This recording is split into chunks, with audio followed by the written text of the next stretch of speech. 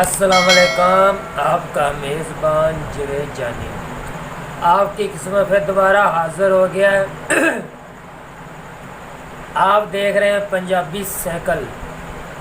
मैं हाँ साइकिल का मालिक। आज थोड़े ने दो चार ऐसी गल करनी है जी जो दुनिया को ख्वाब आता है।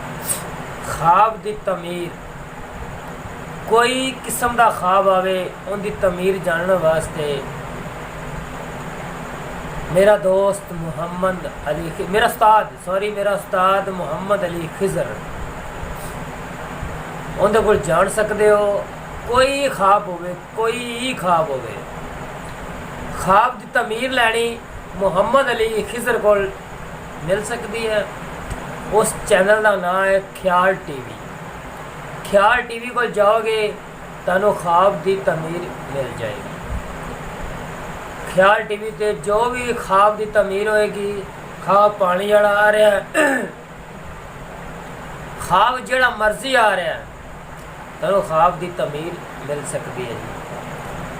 ते दोस्त भरा मैं कहांगा जी, कोई ख्वाब की तमीर जानना चाहता है, कोई ख्वाब की तमीर जानना चाहता है, वो दोस्त भरा जड़ा भी है ख्याल टीवी ते जल जाए। उत्थे लिखे उत्थे जाके लिखे कि ख्वाब की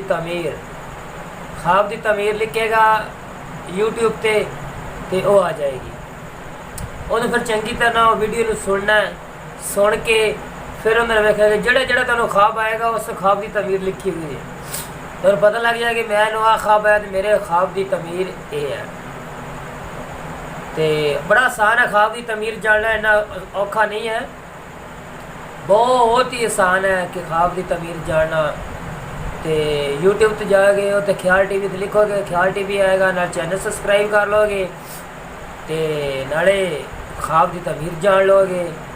तो दोस्त बरा मेरा उस्ताद है मुहम्मद अली खिजर, वो ख्वाब की तमीर इंशाल्लाह सही सही सही दसदा है।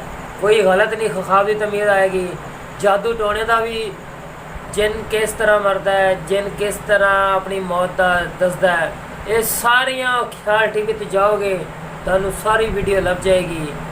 तो मेरा चैनल भी पंजाबी साइकिल को सबसक्राइब कर लो, मेरा भी चैनल सबसक्राइब कर लो, बैल आइकन को दबा लो।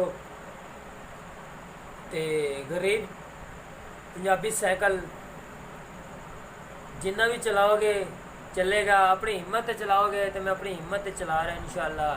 तो ख्वाब की तमीर जानने वास्ते ख्याल टीवी मुहम्मद अली खिजर को मिलेगी।